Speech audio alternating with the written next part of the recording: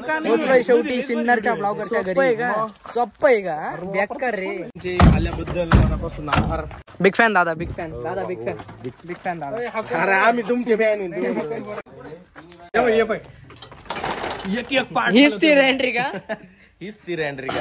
ती आहे ऋषी भाऊंची डिपजर का रे? मुंबईला पुण्याला दाखवा, फेमस करून टाका भावाला डायरेक्ट. पाटा पाटानी चाललंय ऋषी भाऊच्या डायरेक्ट फार्म हाऊस. आईला भाऊ याने घेतलं तुला नियोजन बेकार. तर आता सोपं आहे का? क्वालिटी हो नाथ कोळा जळगाव धुळा. आणि ते माझं ऋषी ब्लॉगर आता पालताच घालायचे. कॅमेरा हातात द्या, घेतलं पाणी मारून घेते बेकार रे.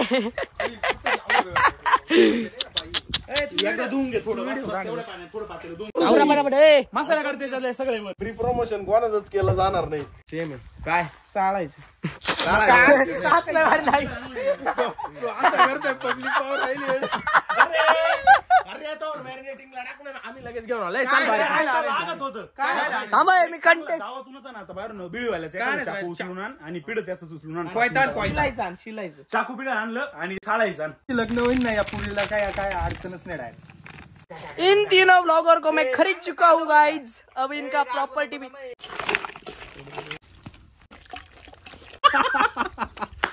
याच्या कपाटातून हळद आणि मिरची घ्यायची. थांब ना तू, थांब ना, अडचण नको. हे फार्म हाऊस हे मी लगेच नाही दाखवणार तुम्हाला. हे थोड्या वेळ टाइम दाखवणार आहे.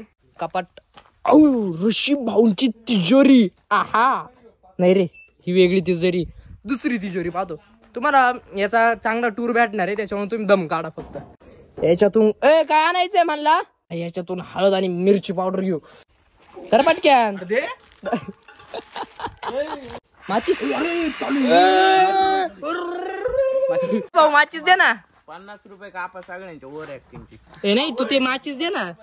माचीस तुझ्याकडे राहते ना माचीस? काय त्याचा 15 प्रो टाकू पाहिला. नंतर आपण हळद आणायला लावली तुम्ही. हळद नव्हती तिथं. पुडी फोडेल ती मी पाहिली. मला वाटलं तू घेऊन आलाय. हळद कुठे? काही काम. उठ चले, चल चल चल लवकर चल. ये भाऊ याला ना हळद ओळखू नाही राहिली कोणती त्याच्यामुळे. हे यार काय बोल राहिलं तू? त्याच्यामुळं नाही होणारी बायको जर व्हिडिओ पाहत असेल तर बघून घ्या. आपल्याला जमत नाहीये, आपल्याला काही जमत नाहीये, त्याच्यामुळे तुम्ही हळद दिसा नाही इथं. हळद कोणती? स्वतः सायलीलाचे मालक आले आले हळदीची पुडी घेऊन. नाही नाही, आम्ही येडे का? चपात्यांच्या मागून स्कॅम करीतो रे, स्कॅम करीतो. मागूनच पाहायचं का आता पुढे करायची. एवढे ब्लॉगर म्हटलो कंटेंट. किती ब्लॉगर आहे? 1 2 3 चौथा तिकडे आणि मी 5.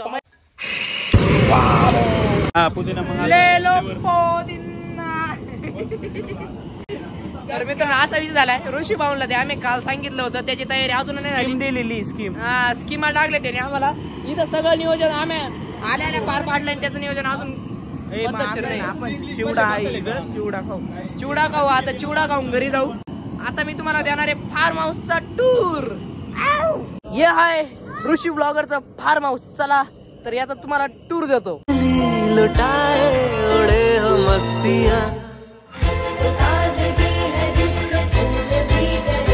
छोटासा फार्म हाऊस आहे ऋषी भाऊंचा, जे की तुम्ही सिनेमॅटिक मध्ये बघितलं असेल. आणि मला याचं आवडलं स्वतःसाठी. बघा ना, डायरेक्ट कूलर बिलर. भाऊ मोठं काम आहे भाऊचं. डायरेक्ट कूलर बिलर फार्म हाऊस मध्ये डायरेक्ट. शेतामध्ये राबणारा लेक काळ्या मातीचा राखडा तू मर्द माझा भाळाच्या. मित्रांनो हे सगळं आहे तसंच बंद करतो. तर हेच आहे आपलं साधं सुद्धा फार्म हाऊस आहे ऋषी भाऊंचं. डॉक्टर खेळायचं नाही नाही, समजलंच नाही. मला नाही खेळायचं. अरे समजलं, रिएक्शन नाही दिली. काय समजलं सांग. चला ब्लॉग मोकार करा म्हणतो. मोकार नाही, बेकार. आता का सवालला टाक टाक टाक टाक टाक टाक दे टाकून.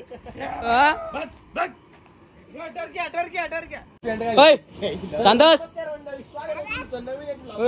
आजच्या ब्लॉग मध्ये ना माहिती का ट्रेनीचा शोध कसा लागला. सांग रे बरं. माझ्या माहितीनुसार मी ते रणवीर ब्रार म्हणून एक शेफ आहे, त्यांनी असं सांगितलं होतं त्यांच्यानुसार ज्यावेळेस मुघल मुघल सैनिक ज्यावेळेस यायचे त्यांना खायला जास्त लावत नाही, मोठ्या प्रमाणात राहायचे नाही का, 1-2 लाख लोक असे 1 लाख सैनिक राहायचं. मग त्या सैनिकाला एवढं एकटी काय बनवायचं, भाजी चपाती बनवली तर त्यांना एवढ्यांना पुरणार कसं, मग आणि एवढं मटेरियल व्हायचं कसं, मग जिथं भेटन समजा तांदूळ सोबत राहायचा, थोडे मसाले सोबत राहायचे. बिर्याणी एवढी ऑथेंटिक पद्धतीने कधीच नाही राहत. ऑथेंटिक बिर्याणी जी राहते त्याच्यात एकदम कमी मसाले राहत्या. भाजीपाला जो भेटेल, कांदा भेटेल तर कांदा राहते, कांदा कारण तिकडे अफगाणिस्तानच्या कडून येईल ना त्याविषयी तिकडे. आपलं तेल टाकायचं, कांदा टाकायचा, परतून घ्यायचा, थोडे मसाले असले ते टाकायचे, जे जनावर भेटन ते धरायचं, तिथलं कापायचं, त्याच्यात टाकून द्यायचं. रेड मीट, व्हाईट मीटचं म्हणजे जे पोल्ट्री प्रोडक्ट आहे त्याचं कधीच बिर्याणी होत नाही. ते ऑथेंटिक जी बिर्याणी राहते ती पोल्ट्री प्रोडक्टची नाही राहत. जे लाल कलरचं मीठ राहतं आपल्याकडं आपल्याकडचं जर धरलं तर बकराचं जे राहतं ते रेड मीट म्हणतो आपण. बकराचीच बिर्याणी होती त्यांच्याकडे. तसं कोणतंही जनावर उंट धरला तिकडे राजस्थान वाळवंटात गेलं, तिकडे गाय वगैरे तर त्यांच्या पहिल्यापासून सवय होती. झोली में क्या है राजा, झोली में क्या है. टाक पटकन. घाबरलो ना भाऊ. नाही का रे?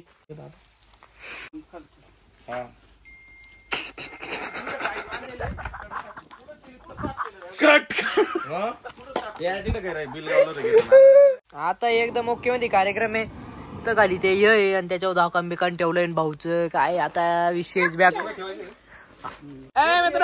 सर्व मित्र ऍक्च्युली आम्ही ना फायनली हत्यार बाहेर काढले. आता डायरेक्ट हेलिकॉप्टर उडणार. हेलिकॉप्टर बेकार दमच नाही. हॉटेल वाल्याला सुद्धा दम नाही. इथं आम्ही राहिले तसं वासा वा का रे काय वाटत तुला. भूक लागली जा उपाशी. चला मी पण बसतो आता एकदम ओके मध्ये. एक साईड गाडी, एक साईड मग मी बारीक आहे ते एवढं यायला भाऊ. विचार मित्रांनो आता एकदम भारी जेवण झालंय. ओके आता तू काहीतरी दाखवणार आहे ते बघतो मी. ब्लॉग बंद कर. ते ब्लॉग बंद कर, ब्लॉग बंद कर. ब्लॉग बंद नाही तर रियालिटी चेक होईल. रियालिटी चेक होईल. अरे बंद करू का. तो जिना जिथून डायरेक्ट ऋषी भाऊंच्या गावठी सफरचंद अंकरवर जातोय. आणि हे बघा शेतकरीच एक असं आहे भाई, वावरात जायला पोरेने जिना बांधलाय. मग बघा ना, वावरात जायला कोण बांधित आहे. फोटोशूट लगेच फोटोशूट यांना काय करावं भाऊ. जवळच गिरी लांब लांब. नॅचरल आरडताना नुसती रिएक्शन फोटो चांगले आहेत. नॅचरल आरडताना फक्त आवाज पाहिजे. काढायचे सांगा. आरडायचा. खाली धरा ना मोबाईल. तुम्ही फोटोची वाट लावशे. 1 2 3.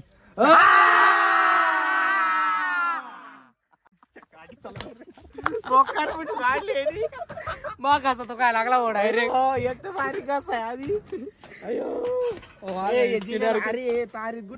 मित्रांनो हा ब्लॉग इथंच संपवतो. आशा आहे का तुम्हाला हा ब्लॉग आवडला असेल चॅनल सबस्क्राईब करा आणि कमेंट करा. छान छान आता सगळे ब्लॉगर्स आता चाललोय आता आपल्या घरी चाललंय. खूप टाइम झालाय आता. चालन भेटूया नेक्स्ट ब्लॉग मध्ये अशाच एकदम धमाकेदार ब्लास्ट मध्ये धमाक्यामध्ये.